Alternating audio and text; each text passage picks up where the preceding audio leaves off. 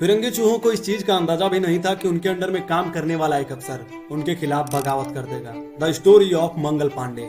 नगवा गांव के जन्मे मंगल पांडे स्टार्टिंग से ही लोगों के साथ खड़े रहते थे और लोगों को न्याय दिलाने की बात किया करते थे। उनके घर की अर्थव्यवस्था ठीक नहीं थी, जिसकी वजह से उन्होंने फिरंगी चूहों की फौज ज्वाइन कर ली। उन्हें लगा कि अगर ये उस फौज में चले जाएंगे तो ये अपने न्याय वाला काम और भी आसानी से कर पाएंगे। लेकिन फिरंगी चूहे हमारे भारतीयों को उसमें ज्वाइनिंग कराकर हमारे भारतीय लोगों को ही जान से मरवाते थे। 1857 में इन फिरंगी चूहों ने एक राइफल लाया जिसके कारतूसों को दांतों से खोलना पड़ता था, लेकिन इसमें समस्या ये थी कि ये गाय और सुअर की चर्बी से बनता था। अब देखा जाए तो ये फिरंगी चूहे एक तरफ से हमें बर्बाद कर रहे थे और दूसरी तरफ से ये हमारे धर्म को भी भ्रष्ट कर रहे थे, क्योंकि गाय हिंदू धर्म में पवित्र माना जाता है और सुअर को मुस्लिम धर्म में अपवित्र माना जाता है। जब ये बात मंगल पांडे को पता चली तो उनका खून खौल उठा और उन्होंने अपने साथियों को ये बताया कि हमें अब विद्रोह करना चाहिए, लेकिन इनके साथ कोई भी खड़ा नहीं हुआ। फिर 29 मार्च 1857 को फिरंगी चूहों का बैरकपुर में एक कैंप आया जिसमें इन्होंने इन फिरंगी चूहों पर हमला कर दिया।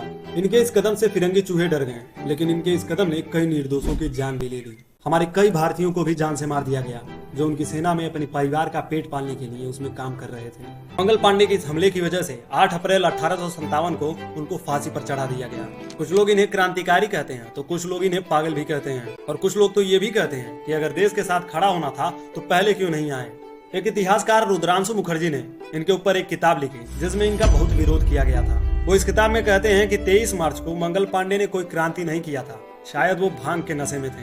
ये मुखर्जी साहब उस कैंपस से पढ़े हैं जहां ऐसे नारे निकलते हैं, अफजल हम शर्मिंदा हैं, हमको चाहिए आजादी, गुस्ताखे नबी की एक ही सजा। अब आप तो समझ ही गए होंगे ये कैंपस था JNU का।